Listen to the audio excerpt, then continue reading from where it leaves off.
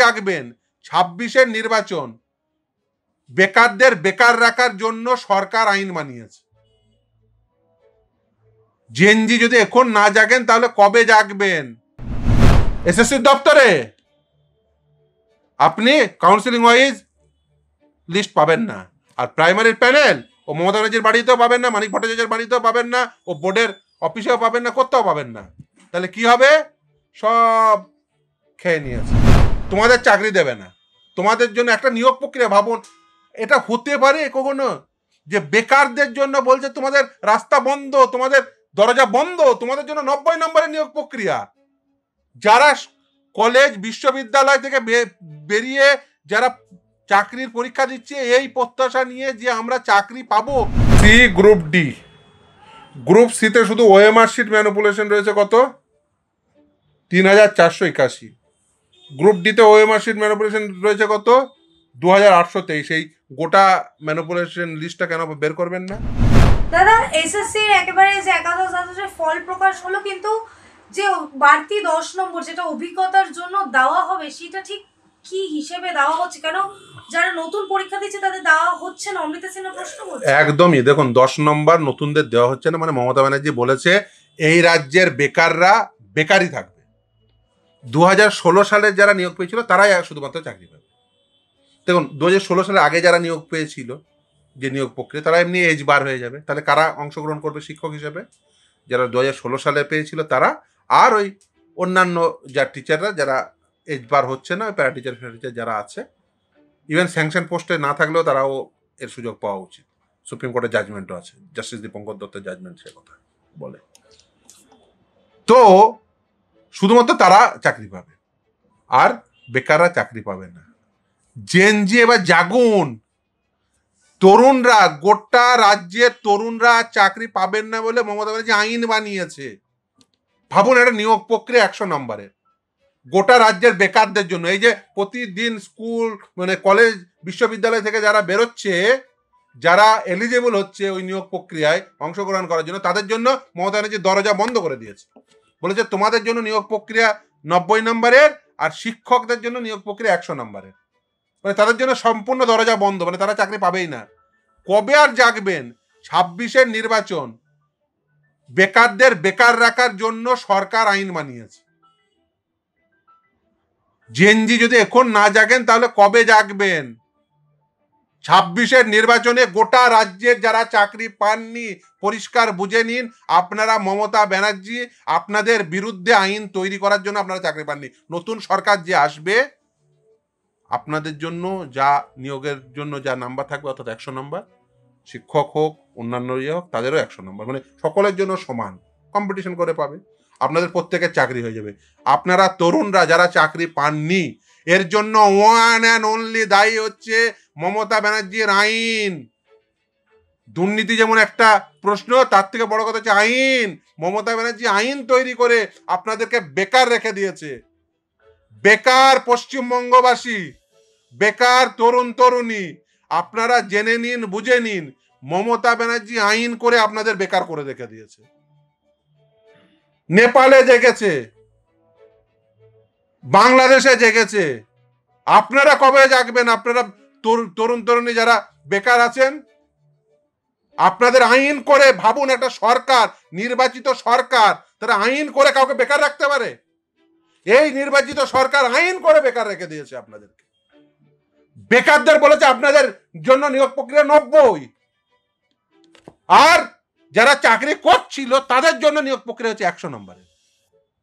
কম্পিটিশনে ওরা প্রথমেই আউট। কিসের জন্য এই বাড়তি 10 নম্বর? কারণ ওদেরকেই আবার চাকরি দিতে হবে মমতা ব্যানার্জি। কারণ এই যে যারা টেন্টেড, তার বাইরে যে সকলেই আনটেন্টেড, এটা যদি হতো তাহলে তো সুপ্রিম কোর্ট নিয়োগ প্রক্রিয়া বাতিল করতো না। তাহলে এর বাইরে নিশ্চিতভাবে টেন্টেড আছে, মানে যাদের কাছ থেকে মমতা ব্যানার্জি টাকা পয়সা তুলেছে মমতা ব্যানার্জিরা, একদম দেখুন। এবং শুধু তাই না, এই যে কাউন্সিলিং ওয়াইজ এর আগের যে নিয়োগ প্রক্রিয়া 2016 সালের নিয়োগ প্রক্রিয়া, কাউন্সিলিং ওয়াইজ লিস্ট কোথাও পাবেন? কোথাও পাবেন না, দেবে না। কেন দেবে না? এই 2016 সালের প্রাইমারির প্যানেল কোথাও পাবেন? পাবেন না। পাবেন? পাবেন না। কার বাড়িতে গেলে পাওয়া যাবে? মমতা ব্যানার্জির বাড়িতে? এসএসসির দপ্তরে? আপনি কাউন্সিলিং ওয়াইজ লিস্ট পাবেন না। আর প্রাইমারির প্যানেল ও মমতা ব্যানার্জির বাড়িতেও পাবেন না, মানিক ভট্টাচার্যের বাড়িতেও পাবেন না, ও বোর্ডের অফিসেও পাবেন না, কোথাও পাবেন না। তাহলে কি হবে? সব খেয়ে নিয়েছে, টাকাও খেয়েছে, প্যানেলও খেয়েছে, কাউন্সিলিং ওয়াইজ লিস্টও খেয়েছে, সব খেয়ে নিয়েছে, সব পেটে, একই পেটে আছে। যে পেটে টাকা আছে সেই পেটেই প্যানেল আছে, সেই পেটেই এই কাউন্সিলিং ওয়াইজ লিস্ট আছে, সব একই পেটে। যেখানে এই লিস্ট পাবেন সেখানে টাকা পাবেন, সেখানে ওই একজনকে ধরে জিজ্ঞাসাবাদ করলে ওকে কাস্টডিতে নিয়ে যদি তদন্তকারী সংস্থার সমস্ত কিছু জিজ্ঞাসাবাদ করে তবেই এর সত্য উন্মোচিত হওয়া সম্ভব, না হলে সম্ভব না। আর ও যতদিন ক্ষমতায় আছে রাজ্যের বেকাররা বেকারই থাকবে। জেনজি এবার জাগুন। কিন্তু দাদা এই যে টেন্টের তালিকা এখনো পর্যন্ত বেরোয়নি শিক্ষকদের, সে 1806 জন, সেই তালিকাও তো একেবারে সুপ্রিম কোর্ট থেকে বাতিল করে দেওয়া হয়েছিল। তাহলে এই ফল প্রকাশ কিংবা এই নিয়োগ কিসের ভিত্তিতে? দেখুন আগামী দিনে কি হবে কেউ জানে না। আর সব থেকে বড় কথা হচ্ছে যে নিয়োগ প্রক্রিয়ায় যে এক্সট্রা 10 নম্বর শিক্ষকদের দেওয়া হয়েছে সেই নিয়ে সংক্রান্ত মামলা আগামী 12 তারিখ, এবং ভবিষ্যতে এই নিয়োগের কে টেন্টেড, দেখা যাচ্ছে নিয়োগ পেয়ে গেল, ভবিষ্যতে দেখা গেল সেও টেন্টেড, যা পরিণতি হওয়ার তাই পরিণতি হবে। আর এই মমতা ব্যানার্জি তো আইন করে বলেই দিয়েছে গোটা রাজ্যের বেকার যুবক যুবতীদের জন্য তোমাদের চাকরি দেবে না, তোমাদের জন্য একটা নিয়োগ প্রক্রিয়া। ভাবুন এটা হতে পারে কখনো যে বেকারদের জন্য বলছে তোমাদের রাস্তা বন্ধ, তোমাদের দরজা বন্ধ, তোমাদের জন্য 90 নম্বরের নিয়োগ প্রক্রিয়া। যারা কলেজ বিশ্ববিদ্যালয় থেকে বেরিয়ে যারা চাকরির পরীক্ষা দিচ্ছে এই প্রত্যাশা নিয়ে যে আমরা চাকরি পাবো, যে বেকার যুবক যুবতীর বাবা মারা যারা কষ্ট করে পড়াচ্ছেন ভাবছে আমার ছেলেটি বা মেয়েটি চাকরি পাবে, মমতা ব্যানার্জি আইন করে আপনার ছেলেটির বা মেয়েটির চাকরি পাওয়ার রাস্তা বন্ধ করে দিয়েছে। কারণ নিয়োগ প্রক্রিয়ায় তাদেরকে প্রথমেই ঠেলে পিছনের দিকে পাঠিয়ে দিয়েছে। কেন? তাদের জন্য 10 নম্বর কম। ভাবুন একটা কম্পিটিটিভ এক্সামে 0.5 0.2 পার্থক্য থাকে নাম্বারের, সেখানে কম্পিটিশনে 10 নম্বর পিছিয়ে যাওয়া মানে সে কম্পিটিশনে জীবনে আসতে পারবে না। এটা মমতা ব্যানার্জি করেছে কিসের জন্য? বেকারদের বিরুদ্ধে জেহাদ ঘোষণা করেছে, যুদ্ধ ঘোষণা করেছে। রাজ্যের বেকারদের বিরুদ্ধে জেহাদ ঘোষণা করেছে, যুদ্ধ ঘোষণা করেছে মমতা ব্যানার্জি। বেকার যুবক যুবতী, নতুন সরকার এসে আমরা নিশ্চিতভাবে হাতে হাত রেখে বেকার যুবক যুবতীদের চাকরি দিতে হবে, এদের ডিপ্রাইভ করা যাবে না। নতুন সরকার হলে প্রতি বছর এসএসসি হবে, প্রতি বছর টেট হবে, প্রতি বছর প্রাথমিক শিক্ষক নিয়োগ হবে, না হলে টেনে তাকে ফেলবো। নতুন সরকার এলে প্রতি বছর অন্তত পক্ষে 1 থেকে 1.5 লাখ ছেলে মেয়ের চাকরি হবে, রাজ্যে কেউ বেকার থাকবে না। মমতা ব্যানার্জি যতদিন থাকবে রাজ্যে সবাই বেকার থাকবে, কারণ সে ওর বিরুদ্ধে আইন এনেছে। শিক্ষাকর্মীদের তালিকা কতটা স্বচ্ছ? সেই 3512 জনের তালিকা ওখানে ওটাও কমপ্লিট লিস্ট না? কত হতে পারে সংখ্যাটা? অনেক বেশি। ওই টেবিল 2টা দেখে নেবেন, 26 নম্বর প্যারাগ্রাফের জাজমেন্টের, পরিষ্কার হয়ে যাবে। এই দেখুন group C, group D. Group সিতে শুধু ওএমআর শিট ম্যানিপুলেশন রয়েছে কত? 3481। গ্রুপ ডিতে ওএমআর শিট ম্যানিপুলেশন রয়েছে কত? 2823। এই গোটা ম্যানিপুলেশন লিস্টটা কেন বের করবেন না?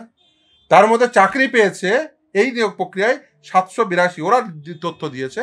আর গ্রুপ ডি এর ক্ষেত্রে 1741 জন। বাকি যাদের ম্যানিপুলেশন আছে তাদের মধ্যে থেকে অন্য জায়গায় কোথাও চাকরি পেয়েছে কিনা কে জানে। সেই লিস্ট কেন বের করবে না? লিস্ট বের করবে না এই কারণেই, তার কারণ যে গোটা লিস্ট বের করলে ওদের পিঠের চামড়া থাকবে না। কিন্তু এই শিক্ষকদের মধ্যে যারা টেন্টেড তাদের তো বিকল্প হিসেবে গ্রুপ সি তে চাকরি করিয়ে দেবেন বলেছিলেন মুখ্যমন্ত্রী, প্রতিশ্রুতি দিয়েছে। ও শুনুন, ও মিথ্যা কথা বলার কোনো ইয়ে আছে, সীমা পরিসীমা আছে? ওর কথা জিজ্ঞাসা করেন না তো। দাদা একেবারেই শেষ প্রশ্নই যে বলে আপনি মিথ্যে কথা বলার সীমা পরিসীমা আছে কিনা, এই মুখ্যমন্ত্রীকে আমরা দেখলাম একেবারে সংবিধানাতে এসআইআর বিরোধিতা। ও তো বলেছিল যে এই রাজ্যে এসআইআর হবে না জীবন্ত থাকা অবস্থায়। কি মরে গেছে না জীবন্ত আছে? আমি চাই যদিও উনি অনেক দিন জীবন্ত থাকুন, ওনার দীর্ঘায়ু কামনা করি, কারণ অনেক দিন ওনাকে জেলে থাকতে হবে। ফলে দেখুন একদিকে বলছেন যে এসআইআর হতে দেবো না আমি জীবন্ত অবস্থায়, আর এসআইআর এর বিরুদ্ধে, যে এসআইআর হয়ে গেল এসআইআর এর বিরুদ্ধে আপনি হাতে কনস্টিটিউশন নিয়ে হেঁটে বেড়াচ্ছেন। কি জীবন্ত মমতা ব্যানার্জি হেঁটে বেড়াচ্ছিল নাকি অন্য কেউ হেঁটে বেড়াচ্ছিল?